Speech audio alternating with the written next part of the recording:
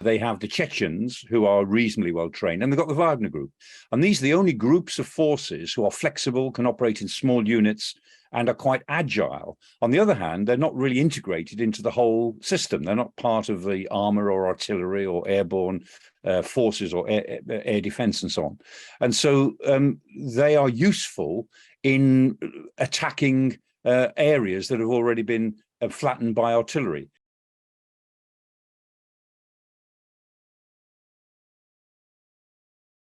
It does seem that they're recruiting a lot of guys who, in civilian life were kind of football hooligans, right? A lot of extremist right-wing guys with all their rune tattoos and all of that, but not necessarily much military experience and very little competence. The Russian technique has been to pommel an area with artillery and then invade the rubble, as it were, and the soldiers who invade the rubble and who come up against either defences or defenceless women and children, whichever way it is, tend to be the VDV, the Wagner Group, the Chechens.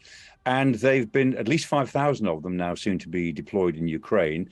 Estimates are increasing that they have built that up towards closer to 10,000, because these are the only forces that Putin can rely on, from his point of view, to get the job done, albeit in a completely ruthless way that commits war crimes on a daily basis. Because hand in hand with lack of competence goes a proclivity for cruelty and war crimes, right? And so we've always seen that go hand in hand.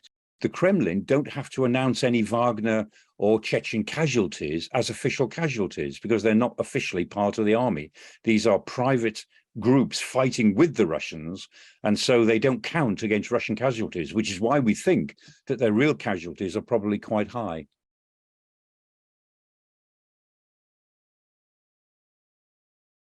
They seem to have between 5,000 and 10,000 committed, almost all of them in the Donbass region, which is where the teeth of the fighting is taking place now from Russia's point of view.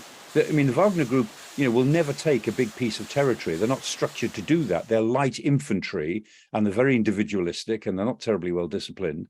But they're good if you send them in against a village or a town to take possession of that particular area. And that's what they'll do. And when they've taken possession, then other soldiers will come in behind them and organize things in a more conventional way. So they're a sort of ruthless spearhead. And they may find that more difficult to do if their people are less well trained.